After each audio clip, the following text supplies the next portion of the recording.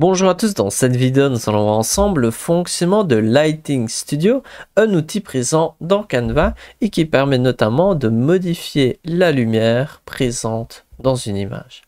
Donc ici, si vous êtes sur Canva et vous avez créé un document, donc ici imaginons vous êtes sur l'interface générale, vous cliquez sur présentation ou autre, vous allez arriver sur votre document. Et là à gauche, on peut voir une section qui s'appelle applications, je vais cliquer dessus. Ici, je clique sur la petite flèche et je peux écrire sur la barre de recherche Lighting Studio. Et on peut voir qu'il y a une petite ampoule qui s'affiche à gauche. Je vais cliquer dessus et je vais pouvoir importer l'image que je souhaite modifier.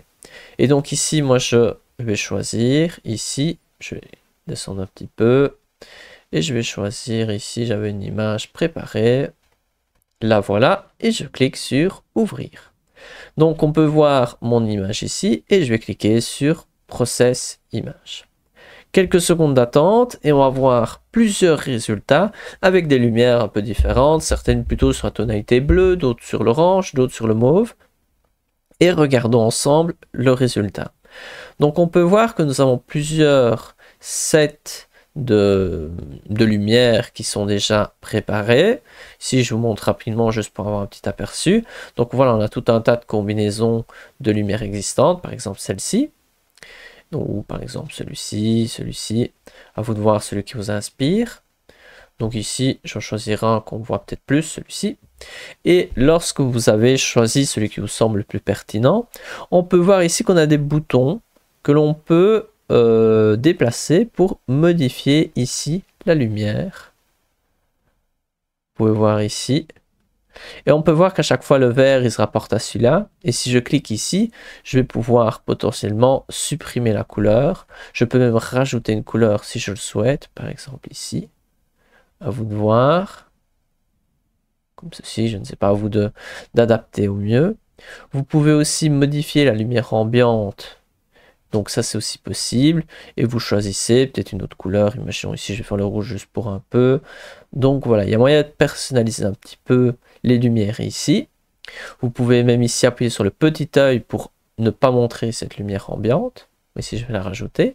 Vous pouvez modifier ici l'intensité et vous pouvez aussi, si vous cliquez par exemple sur le hashtag 1, vous avez différents paramètres. Par exemple, vous pouvez diminuer la puissance, modifier la distance, ici radius, voilà, vous pouvez modifier certains petits paramètres et vraiment adapter comme bon vous semble la lumière ici, comme ça pour avoir le résultat souhaité.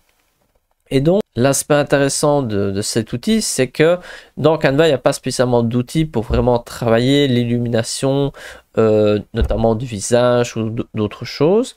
Et donc, c'est un outil qui apporte une plus-value. Même si pour moi, il est quand même fort axé pour des résultats un petit peu étranges. Par exemple, celui-ci, c'est parfois des résultats un petit peu étranges, mais utilisés avec parcimonie et bon sens, je pense que ça peut être un outil intéressant. Surtout qu'il est possible de personnaliser ici les couleurs de la lumière et notamment certains paramètres en plus. Lorsque vous avez terminé votre design, imaginons par exemple comme ceci, ou je pourrais même mettre un peu ici comme ceci, je vais aller là, cliquer sur Add to Design et à droite, on va voir le résultat de notre réalisation. Il faut quelques secondes que cela charge et ensuite voilà le résultat qui se trouve à notre droite et on peut voir vraiment que la lumière ici rouge et bleu sont bien présentes et donc l'outil fonctionne et aussi relativement simple. Voilà, c'est tout pour cette vidéo. Si vous avez bien aimé, n'hésitez pas à mettre un j'aime et on se retrouve dans une prochaine vidéo.